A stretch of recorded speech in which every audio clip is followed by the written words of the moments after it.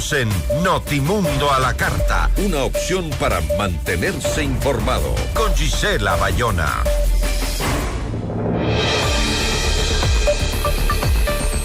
En medio del conflicto armado interno que Ecuador atraviesa desde enero de 2024, la situación de los periodistas se ha vuelto insostenible.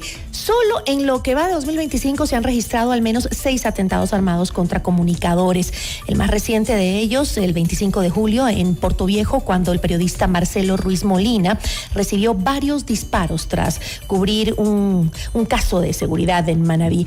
Mientras estos ataques se multiplican y los medios independientes denuncian presiones, ¿qué está haciendo el Consejo de Comunicación? La entrevista a la carta. Nos acompaña a esta hora el presidente de Cordicom, César Martín. César Martín, cuéntenos, bueno, primero, ¿cómo está? Y gracias por acompañarnos. ¿Cómo está? Un gran saludo, muy buenas tardes para usted y toda la audiencia. Le comentaba yo en interno la preocupación que nos ha generado mucho lo que pasó con nuestro compañero periodista en Manabí. En los últimos meses hemos visto cómo aumentan las agresiones armadas contra periodistas, incluso en zonas que son urbanas, ¿no? Ya no solo en esas zonas rurales, agrestes o zonas que no tienen tanto el control de la fuerza pública, ¿no? Hay una cierta sensación que los protocolos de protección que ustedes han activado no siempre son oportunos, más bien parecemos que estamos reaccionando y a veces de manera tardía. Sí, muchas gracias por la oportunidad. Bueno, la administración y en sí la visión, de acuerdo a la Ley Orgánica de Comunicación, de las competencias que tiene el Consejo de Comunicación, precisamente están con esa máxima, ¿verdad? Garantizar la libertad de expresión y el ejercicio periodístico de todos quienes conforman el sistema de comunicación y sus trabajadores. Es por eso que el Consejo cambió ya desde el año 2022 un poquito su estrategia y más bien su libro de competencias, si lo queremos llamar así. Ya no somos Cordicom, la ERE del Cordicom, que era regulación, fue retirada en esa reforma que ocurrió en el año 2022. Ahora somos Consejo de Comunicación, tenemos la palabra promoción y desarrollo de la información y comunicación, y como tal tenemos la competencia de ejercer esa protección que tienen los periodistas. Tenemos 3 hitos o 3 puntos importantes en cómo las competencias nos dan para ejercer esa protección y más bien ese ejercicio correcto del sistema de comunicación. Una de ellas es la que usted menciona, Gisela, el tema del mecanismo de prevención y protección, que justamente es el que tiene que reaccionar cuando ocurren estos sucesos. Para hablar puntualmente del caso del periodista Marcelo Ruiz, esto fue un hecho que ocurrió el 25 de julio. Nosotros nos alertamos del tema a través de los reportes de prensa e inmediatamente se activó el protocolo, en este caso reactivo, porque nos enteramos posterior, con las acciones conocidas. Se tomó contacto con periodistas allegados y con familiares del periodista. Se ofrecieron las acciones que tiene el Estado a través de sus instituciones para el acompañamiento en estos casos. Pero en ese mismo caso, César, justamente, ¿por qué no había ninguna medida preventiva? Y me refiero, usted dice, claro, fue el ataque y después reaccionamos, pero él ya se sabía que cubría temas de seguridad sensibles y sobre todo en un territorio que conocemos que está sometido prácticamente por los grupos armados, los grupos delincuenciales, ¿no? ¿No se estaba monitoreando el caso?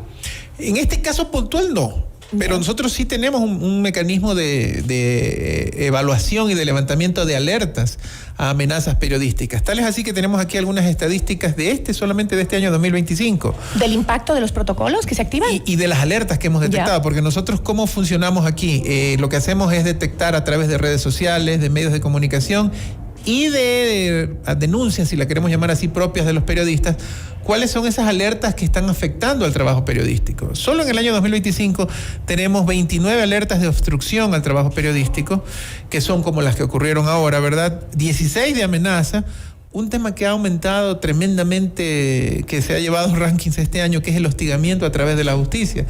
que obviamente se refiere a casos en que alguna persona demanda a los periodistas para intentar evitar su trabajo o sus desempeños. Tenemos también ciberacoso, agresión verbal. Nosotros monitoreamos estos temas y cuando se monitorea y se detecta una alerta, se levantan acciones de acuerdo a los protocolos que se establecen. Tal es así que en la suma de todos estos efectos, en este año 2025 hemos levantado 97 alertas, 86 destinadas específicamente en contra de trabajadores y 11 en temas de medios. ¿Cómo actúa el Consejo ante estas alertas? Justamente trabajando con las instituciones del Estado para poder prevenir, si fuese el caso, agresiones físicas o para el caso de algo acontecido, poder acompañar al periodista afectado. ¿Y no hay manera de que, por ejemplo, sea más activa esa acción de la Cordicom, del Consejo de Comunicación? Porque, por ejemplo, no se exige públicamente que las fuerzas del orden o la Fiscalía una política de prevención mucho más sólida, por ejemplo, como esquemas de protección permanentes o alertas tempranas, porque, o sea, sí, se levantan alertas, o se mandan comunicados, pero en zonas de riesgo los periodistas prácticamente están solos. Sí, definitivamente hay mucho trabajo y hay que hacer. Algo sí. que le quiero poner en paréntesis es, obviamente, usted está 2 meses en este cargo, ¿no? Sí. Pero lo que se siente y incluso por alertas que han levantado Fundamedios y otros defensores de los periodistas, pues no se ha hecho nada en las otras épocas. O sea, hasta ahora no hemos sentido que hay una protección.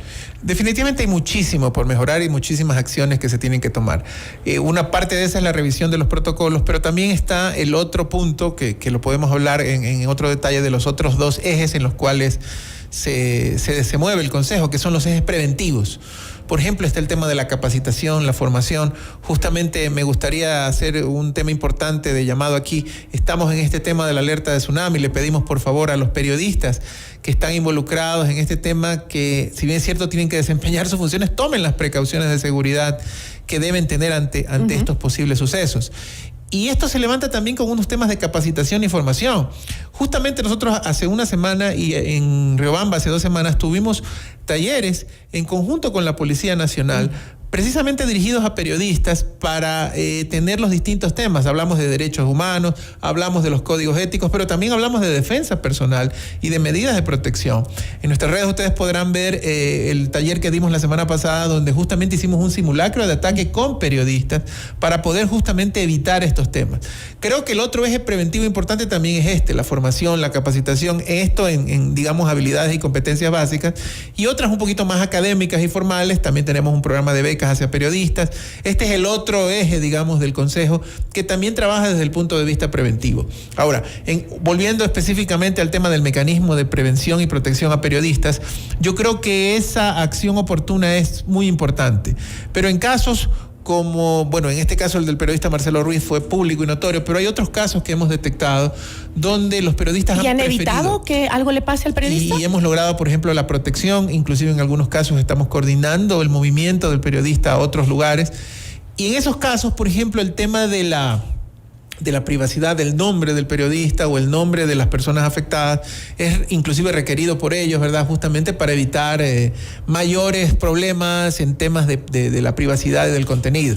Pero esto es algo que lo estamos trabajando fuertemente y definitivamente requiere un enfoque mucho más Pero realmente dinámico. ¿Pueden hacerlo? O sea, ¿qué poder tiene realmente la Cordicom para proteger a los periodistas, ¿no? Sobre todo en un momento tan álgido que vive el país. No lo hacemos nosotros directamente. Tenemos que coordinarlo con otras instituciones del Estado.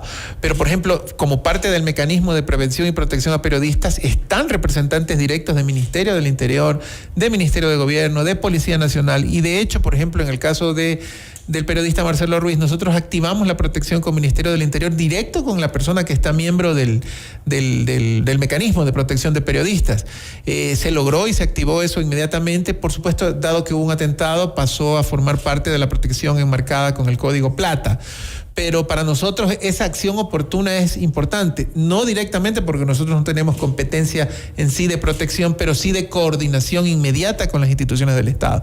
También es importante que los periodistas sientan que el Consejo puede ser su apoyo en estos temas. Un ejemplo parecido o paralelo, cuando hay estos temas de obstrucción de la justicia, a veces hay las grandes corporaciones. Recientemente tuvimos un caso donde hay una denuncia del municipio de Guayaquil, del alcalde, hacia una periodista por posibles difamaciones, que nosotros, al haber una denuncia, lo acompañamos con el tema judicial también. Pero también ese es creo yo que un problema, porque la Cordicom obviamente pertenece al Estado, al gobierno, entonces se siente que ahí hay una... ¿Cómo podemos hacer que la Cordicom nos ayude en proteger, por ejemplo, la libertad de expresión de los periodistas? Usted dice si hay un acompañamiento legal, pero por ejemplo, en casos como la emisión de la nueva ley de inteligencia, que ya está vigente, que permite interceptar comunicaciones sin orden judicial, hubo algunos reclamos de algunos sectores, por ejemplo, de lo que podría esto representar una amenaza directa a las fuentes periodísticas, al sigilo profesional que pueden tener los periodistas, y ahí no oímos una reacción o una posición del Consejo de Comunicación. Es interesante lo que usted menciona, porque el Cordicom es un organismo bastante técnico. Nosotros levantamos las alertas, pero no tomamos bandos, si se quiere. Partido, dice. ¿Por qué? ¿Por qué no tomamos partido? Porque nuestro propósito es garantizar la libertad de expresión y asegurarnos con nuestra presencia de que se cumplan los debidos procesos. Otra vez tomando el ejemplo que lo tomo porque es el más fresco, hace una semana, con la alcaldía de Guayaquil. No es que nosotros vamos a atacar al alcalde de Guayaquil y a decirle usted hizo malo y usted hizo lo propio. Lo que vamos a hacer es ponerle al periodista una ayuda judicial, un abogado para que lo defienda, y estar nosotros vigilantes del libre proceso. Pero no es labor del Cordicom. Si el deber de la Cordicom es justamente defender la libertad de prensa, por ejemplo, ¿por qué no tuvo una respuesta o por qué guardó silencio frente a preocupaciones expresadas por Fundamedios, por la CIP, por Human Rights Watch? O sea, que son preocupaciones legítimas, ¿no? Ante una situación como esa. No es que tome partido, es que dé una respuesta si es que es el encargado de velar por la libertad de prensa en el país. Siempre lo hemos hecho. En casos de ser requeridos, pues hemos informado cuáles son nuestros protocolos de activación. Nosotros tenemos un pleno de un consejo de comunicación, ¿no? Pero están al tanto de lo que sucede, porque por ejemplo, yo le digo, en mi caso, yo he tenido algunos ataques por mal uso de mi imagen, utilizando mi nombre para llamar a ministros, a autoridades, fingiendo que soy yo, y lo he denunciado. Tengo 3 denuncias en la Fiscalía, he hablado con el ministro del Interior, he puesto en canales, otros medios me han hecho entrevistas sobre el tema, me ha pasado a mí y a algunos otros compañeros, y no he recibido ninguna respuesta, ¿no? Y a veces uno dice, o sea, si estamos en algo que sí compete con mi seguridad también, ¿no? Pero no es algo tan grave como lo que pasa con el periodista en Manabí, por ejemplo, pero son cosas que también necesitan atención, y parece que no lo hacen. Bueno, nosotros tenemos un sistema muy importante de seguimiento a todos los casos, y la verdad que las fichas no se cierran hasta que no haya una respuesta y una solución al caso específico. Yo creo que por ahí va el tema, ¿no? Primero, el Consejo como tal definitivamente ha tenido una postura, como usted bien lo indica, Gisela, muy pasiva ante estos casos. Y usted podrá entender pues que desde estos 2 meses y medio que estamos nosotros hemos tratado de cambiar esa figura. Primero, siendo muy activos. Para mí es importantísimo que los trabajadores de la comunicación conozcan los servicios, los acompañamientos que ofrece el Consejo, así como las ofertas que tiene para temas de capacitación y desarrollo. Y tercero, el tema de territorio, que es muy importante. Si usted me pregunta, por ejemplo, cuáles son la mayor cantidad de alertas, hablamos de Pichincha y Guayas, pero nosotros sabemos que hay sectores del país donde prácticamente, dado el tema de la criminalidad, no se hace periodismo por temor, por miedo, ¿verdad? Y eso es uno de los temas que tenemos que allegar con el Consejo, a través de la formación y el acompañamiento a tanto periodistas, en algunos casos comunitarios, que prácticamente han sido abandonados. La labor del Consejo es ahora más activa, definitivamente tiene esa fuerza y ese respaldo. Y por supuesto que hay cosas que mejorar, o sea, las cosas no están escritas en piedra. Si estos protocolos de alguna forma medimos que no están siendo efectivos, especialmente en la parte de prevención, tenemos que cambiarlos, tenemos que mejorarlos, y para eso estamos acá. Y justamente porque para que no quede ese discurso oficial de proteger a los periodistas en el vacío y que se traduzca en acciones efectivas, porque para eso se necesita un presupuesto específico, se necesitan planes articulados con fuerzas de seguridad, rendición de cuentas públicas, todo ese tipo de cosas que no se ha hecho en la Cordicom, por lo menos antes de que usted llegara no se ha hecho.